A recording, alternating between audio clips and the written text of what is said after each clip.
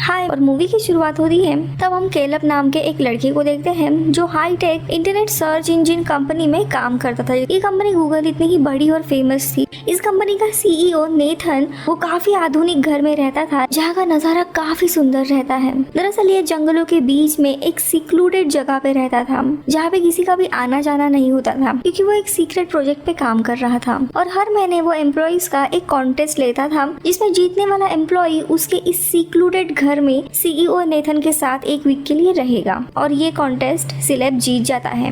अब उसे हेलीकॉप्टर से जंगलों के बीच में ही छोड़ा जाता है। अब वहाँ पहुंचने के बाद कोई भी गैजेट का उसका नेटवर्क नहीं था। थोड़े चलने के बाद वो सीईओ का घर ढूंढ लेता है। घर काफी आधुनिक और फ्यूचरिस्टिक रहता है और घर का जो एआई सिस्टम रहता है वो उसका एक आईडी कार्ड बनाता है एक की तरह। उससे वो घर के अंदर आता है और एक्सरसाइज करते हुए नेथन से मिलता है। काफी ओवरवेलमिंग मोमेंट था उसके लिए। वो उसे बताता है उसकी जो आईडी है उससे वो कुछ स्पेसिफिक जगह पे जा सकता है और कुछ रिस्ट्रिक्टेड एरियाज हैं। घर आते ही कैलब को एक कॉन्फिडेंशियल पेपर साइन करने होते हैं जहाँ पे कैलब के बारे में सारी इन्फॉर्मेशन नेथन इकट्ठा करेगा, जैसे वो इंटरनेट पे क्या सर्च करता है, उसके दोस्त कौन है, वो क्या बात करता है, जिसके ऊपर कैलब ऐतराज जताता है। तो नेथन उसे कहता है कि आजकल के जमाने में ये सब कुछ चलता है और अगर तुम्हें जल्दी प्रमोशन चाहिए तो ये सब कुछ करना पड़ेगा, इसीलिए वो साइन करता है।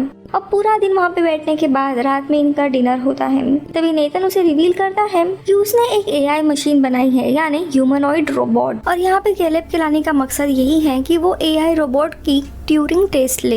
ट्यूरिंग टेस्ट में जिसमें कंप्यूटर की एक इंसान से बात कराई जाती है और अगर उस इंसान को ये एहसास हो कि वो एक इंसान से ही बात कर रहा है ना कि किसी कंप्यूटर से, तो वो कंप्यूटर इस टेस्ट में पास कर जाता है। और यहाँ पे कैलब को ईवा नामक एआई की ट्यूरिंग टेस्ट लेनी थी। आगे वो उसे ये भी बताता है कि अगर उस एआई ने ये ट्यूरिंग टेस्ट पास कर ली तो ये इतिहास का बहुत ही बड़ा मोमेंट होगा। इसका पूरा क्रेडिट कैलब को ही जाएगा। इसके कारण कैलब भी हामी भरता है। तो अगली सुबह हम अपने पहले सेशन के लिए वो एक रूम में चला जाता है जहाँ पे कांच की एक बहुत ही बड़ी मजबूत पार्टीशन थी और उस कांच पे कुछ दरारें थी, मानो कोई तोड़ने की कोशिश कर रहा था। और तभी उसकी नजर सामने एवा पे जाती है जो काफी खूबसूरत फीमेल रोबोट थी। अब दोनों में बातचीत का सिलसिला शुरू होता है और हम नेथन को देखते हैं वो इन दोनों को भी एग्जामिन कर रहा था। सिलेब एवा से पूछता है कि उसकी उम्र कितनी है तो वो कहती है 1। दोनों के बीच में बातचीत होती है और अंत में एवा उसे कहती है कि कल हम वापस मिलेंगे और इनकी मीटिंग यहीं पे खत्म हो जाती है। अब बाहर आने के बाद नेथन एवा के बारे में पूछता है तो कैलब कहता है कि उसमें इंसानों वाले सारे हाव भाव हैं, किसी को पता ही नहीं चलेगा कि वो एक रोबोट है। इस बात से नेथन काफी खुश होता है। अब रात में कैलब रूम में लगे हुए टीवी पर एवा को देखते हुए सोने की कोशिश करता है, लेकिन तभी रूम में पूरी लाल लाइट जलने लगती है और उसका डोर भी लॉक हो जाता है और थोड़े ही समय में पावर अप हो जाती है जब वो बाहर कॉरिडोर में आता है जिसमें उसे काफी तरह के मास्क दिखाई देते हैं जिसमें एक एवा का भी मास्क था। नेथन के रूम में आके वो उसे पूछता है उस अलार्म के बारे में तो नेथन कहता है कई दिन से घर में अचानक से पावर कट्स हो रहे हैं और सिक्योरिटी तौर पर घर के सारे दरवाजे अपने आप बंद हो जाते हैं। अब अगली सुबह हम देखते हैं एक लड़की कैलब के रूम में आके उसे नाश्ता देती है। नेथन से वो थोड़ी देर के बाद उस लड़की के बारे में पूछता है तो वो कहता है इसका नाम कोयोको है, उसकी हाउसमेड है और आज सुबह ही आई है। अब दूसरा सेशन शुरू होता है जहाँ पे एवा उसे खुद के हाथों बनाए हुआ एक ड्राइंग दिखाती है तो कैलब उसे सलाह देता है कि वो एक ऐसी ड्राइंग बनाए जो उसके लिए खास हो। फिर एवा उसे कैलब के फैमिली के बारे में पूछती है। फिर तब वो बताता है कि मेरे माता पिता का इकलौता बेटा हूँ मैं, लेकिन पेरेंट्स एक एक्सीडेंट में मारे गए हैं, तब से वो अकेला है। आगे वह उसे पूछती है कि क्या तुम और नेथन अच्छे दोस्त हैं? तो कैलब कहता है नहीं, वो मेरे बॉस हैं और काम के सिलसिले में ही मैं यहाँ पे आया हूँ। ये उसके कहते ही अचानक से पावर चली जाती है जिसके कारण कमरे के सीसीटीवी कैमरास भी बंद हो जाते हैं और एवा जो अभी तक काफी अच्छे से बात कर रही थी अचानक से गुस्सा हो जाती है और कैलब को नेथन की बातों पर भरोसा न करने की सलाह देती है। लेकिन अगले ही पल लाइट ऑन हो जाती है और वैसे ही एवा का मूड भी चेंज होके वो वापस खुश हो जाती है जिससे कैलब काफी हैरान होता है। अब यहाँ पे रात के खाने के वक्त कोयो को गलती से कैलब के कपड़ों पे वाइन गिरा देती है जिसके कारण नेथन उसे बहुत ज्यादा फटकारता है जिसके कारण कोयो को कॉरिडोर में जाके काफी रोने लगती है। फिर नेथन उससे सुबह के सेशन के बारे में पूछता है क्योंकि पावर कट के दौरान सीसीटीवी कैमरास और रिकॉर्डिंग बंद थी इसीलिए वो उनकी बातों को सुन नहीं पाया। ये सुन के कैलब काफी घबराते हुए कहता है कि हमने कुछ ज्यादा बातचीत नहीं की। इसके बाद वो उसे अपने लैब में लेके जाता है जहाँ पे उसने अलग अलग एआईज बनाए हुए थे। वो उसे बताता है हर एक मोबाइल में कैमरा और माइक्रोफोन्स होते हैं जिसे दुनिया भर के लोग इंटरनेट के जरिए वीडियो कॉलिंग से अपने दोस्त और फैमिली से बात करते और अपने इमोशंस जाहिर करते हैं। और ईवा को इंसानों की तरह बनाने के लिए उसने दुनिया भर के हर एक मोबाइल को हैक करके लोगों के इमोशंस कलेक्ट करके उनकी बातें सुन के ये सारा डेटा एक आर्टिफिशियल दिमाग में डाला है ताकि एवा लोगों के मन की बात जान सके, पूरी तरह इंसानों की तरह ही बन सके। ये सुन के केलेब हैरान होता है कि लोगों की प्राइवेसी का क्या, ये तो गलत है। जिसमें नेथन कहता है कि दुनिया भर की सारी बड़ी कंपनी यही करती है क्योंकि सबको कस्टमर्स का डेटा चाहिए। अब अगले दिन सेशन में एवा केलेब को सरप्राइज देने के लिए लड़की के ड्रेस में आती है जिसे देख केलेब उससे काफी अट्रैक्ट होने लगता है। एवा उसकी मन की बात समझ लेती है और उसे पूछती कि क्या वो उससे पसंद करता है, जिसे केलेब हंस के ये बात टाल देता है। अब सेशन के बाद केलेब नेथन से पूछता है कि क्या तुमने जानबूझ के एवा को मुझसे फ्लर्ट करने की ऑर्डर्स दिए थे। तो नेथन कहता है कि नहीं, मैंने एवा को एक इंसानों की तरह ही बनाया था जैसे कि कुदरत ने हमें बनाया है। एवा को मैंने बस फीलिंग्स दी थी, लेकिन किस इंसान के लिए क्या इमोशंस पैदा हो रहे हैं वो उसका खुद का दिमाग है। शायद वो तुम्हें सच में पसंद करती है। यानी यहाँ पे केलेब भी एवा को पसंद कर रहा था और ये बात एवा को काफी अच्छे तरीके से पता थी। अब अगले सेशन के दौरान केलेब ईवा की तुलना मैरी नामक एक लड़की से करता है। यहाँ पे मैरी नाम की लड़की का जन्म एक ब्लैक एंड व्हाइट रूम में हुआ था और बाहर की दुनिया को वो अपने ब्लैक एंड व्हाइट टीवी से ही देखा करती थी। लेकिन एक दिन कोई उसके रूम का दरवाजा खोल देता है जिससे वो आजाद होकर दुनिया को देखती है, उन रंगों को महसूस करती है। आगे वो बताता है दरअसल मैरी अपने ब्लैक एंड व्हाइट रूम में एक कंप्यूटर थी और बाहर निकलकर वो इंसान बनना चाहती थी। यानी यहाँ पे एवा भी उस कंप्यूटर की तरह थी, इसलिए ये बात जानकर उसे काफी बुरा लगता है। आगे वो उसे सच्चाई बताता है कि वो यहाँ पे नेथन के कहने पर उसका टेस्ट लेने के लिए आया है। ये सुन के वो काफी उदास होती है और तभी कमरे की लाइट्स बंद होती है और तभी केलेब उसे पूछता है कि उस दिन तुमने नेथन पे भरोसा करने के लिए मना क्यों किया। तो ईवा उसे बताती है कि वो एक झूठा इंसान है और अपने फायदे के लिए दूसरों का इस्तेमाल करता है। और एवा यहाँ पे बहुत बड़ा खुलासा करती है कि वो अपने एबिलिटी से घर के लाइट्स को बंद करती है। यानी ये घर के बार बार जो लाइट्स जा रहे हैं वो कुछ प्रॉब्लम नहीं था बल्कि एवा खुद कर रही थी। और सेशन के दौरान वो लाइट्स इसीलिए बंद करती है ताकि वो जान सके कि केलेब की फीलिंग्स उसके लिए सच्ची है या नहीं, क्योंकि वो खुद केलेब को काफी पसंद करती है। ये सुन के केलेब वहीं पे पिघल जाता है और उसे भी एवा से प्यार होने लगता है। अब रात में केलेब अपने रूम में लगे हुए टीवी से देखता है कि नेथन ईवा से मिलने उसके रूम में गया है। ईवा नेथन को एक पेंटिंग दिखाती है लेकिन नेथन गुस्से में उस पेंटिंग को फाड़ के फेंक देता है, जिससे केलेब काफी गुस्सा होकर नेथन के रूम में आता है। लेकिन वहाँ पे उसे कोयो को मिलती है। वो उसे नेथन के बारे में पूछता है लेकिन वो बिना कुछ कहे अपने कपड़े उतारने लगती है, जिसे देखकर वो घबरा जाता है। लेकिन तभी वहाँ पे नेथन नशे की हालत में आता है और केलेब को कहता है कि वो तुम्हारी भाषा समझ नहीं सकती। और आगे नेथन रूम में एक गाना लगाता है जिसमें कोयो को और वो खुद नाचने लगते हैं। अब इन सारे चीजों से केलेब काफी डर जाता है। अब अगले दिन सुबह 5वां सेशन था जिसमें ईवा केलेब को पूछती है कि अगर वो इस टेस्ट में फेल हो जाती है तो उसके साथ क्या होगा, जिसके लिए चिंतित होकर केलेब कहता है कि मुझे नहीं पता। वो उसे वही ड्राइंग दिखाती है जिसे नेथन ने फाड़ दिया था, वो केलेब की ही ड्राइंग थी।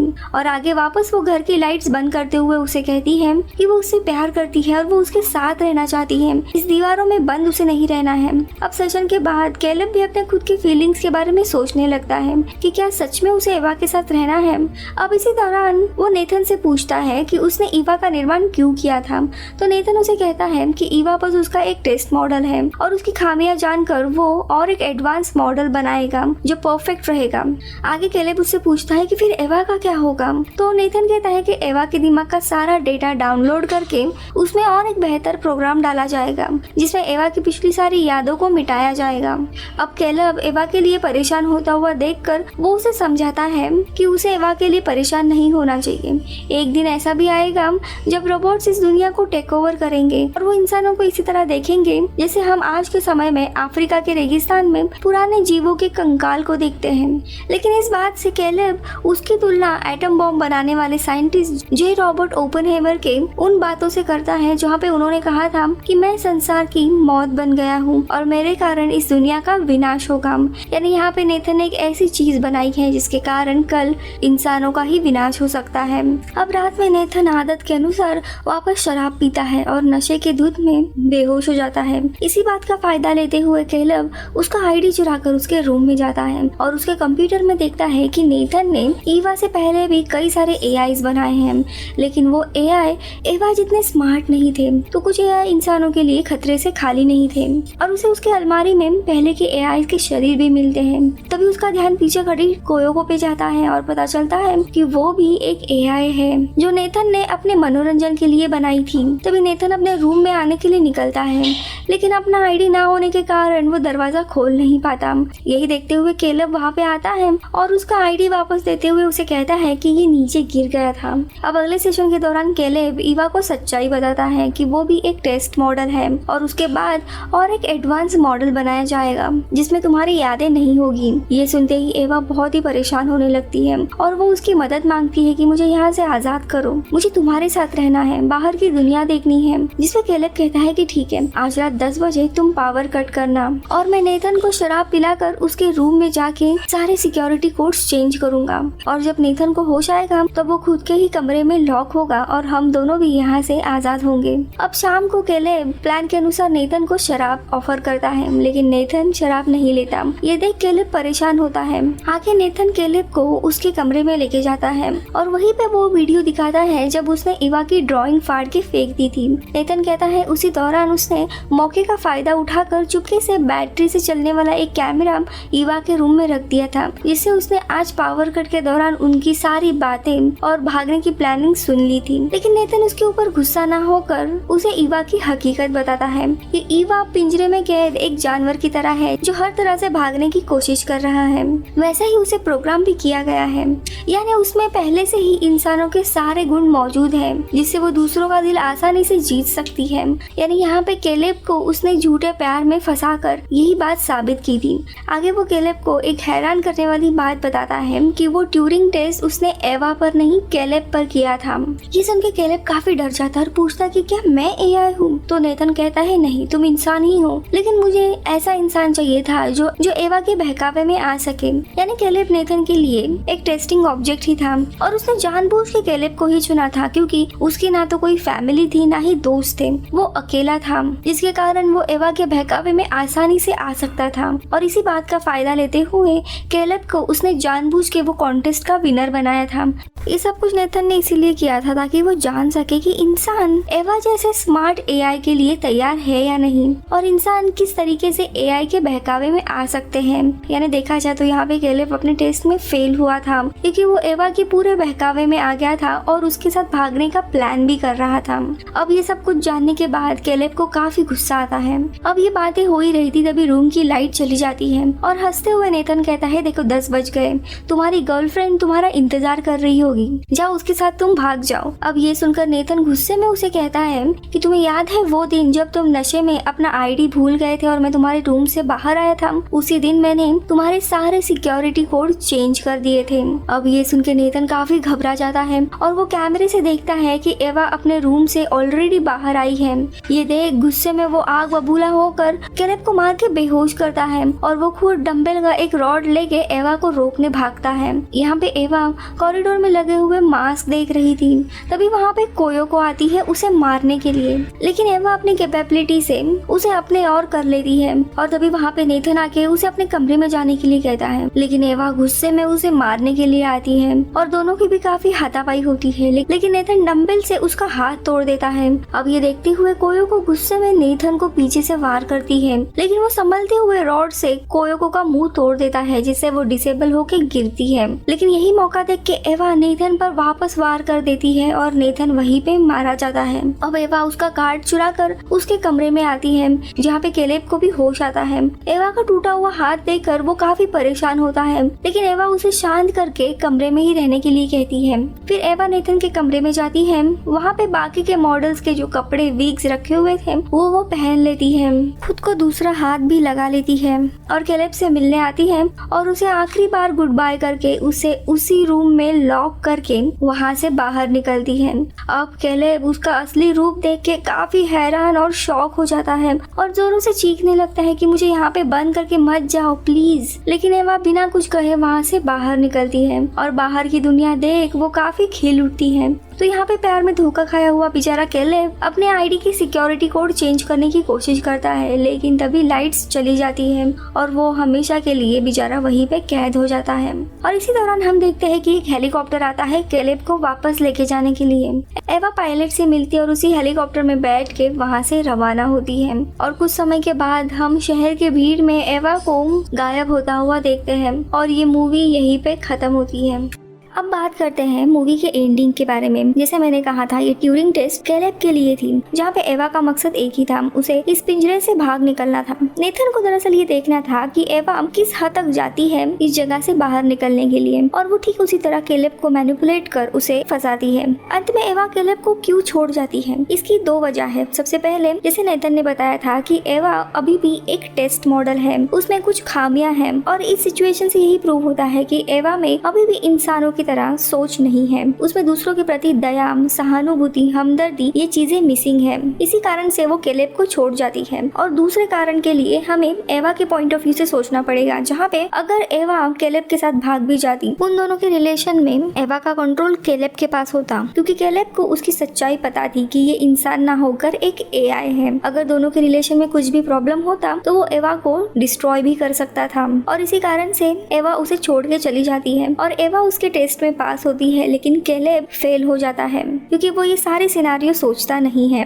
अब नेथन ने आखिर में ऐसा एआई बनाया ही क्यों जो इंसानों के लिए खतरा साबित हो सकता है? तो सबसे पहले तो नेथन का ये आखिरी मॉडल नहीं था, एवा उसकी टेस्टिंग मॉडल थी। अगर उसे मौका मिलता तो इसका एक अपग्रेडेड वर्जन वो बना सकता था, जिसमें इंसानों वाले सारे गुण होते। और आगे नेथन ने कहा था, आर्टिफिशियल इंटेलिजेंस यानी एआई ये आज के समय की जरूरत है। एवा उसका डिसीजन ना होकर इंसानों के प्रगति का एक रूप है। अगर ये नहीं बनाता तो कोई और कंपनी एआई बना ही देती। एवा आज के एडवांस साइंस को दर्शाती है। यहाँ पे नेथन का बर्ताव हमेशा एआई के लिए काफी बुरा था। ये दरअसल वो सिनारियो दर्शाता है जिसके पास पैसा हो, पावर हो, वो अपने नीचे वालों को इसी तरह कुचलता है जैसे नेथन कोयोको को कुचल रहा था। मूवी का नाम एक्स मकीना है। इसका लैटिन में अर्थ है मशीन से बनाया हुआ देवता, यानी नेचर के लाइफ साइकिल में सबसे ऊपर इंसान आते हैं, लेकिन समय के साथ साथ हम इंसान भी रिप्लेस होकर एआई हमारा रूप लेंगे, यानी ये टेक्नोलॉजी टेक ओवर करेगी, यही नए देवता बनेंगे। कैलेब आगे हमेशा के लिए उस घर में फंस जाता है। ये सिचुएशन इंसानों के वो हाल दर्शाती है जब आज का इंसान कैलेब जैसे उस घर में कैद है, वैसे ही इस टेक्नोलॉजी रूपी एवा में फंस गया है। वेल, ये था एक्सप्लेनेशन। अगर आपको अभी भी कोई क्वेश्चन है तो कमेंट्स में जरूर पूछिए। Bye bye.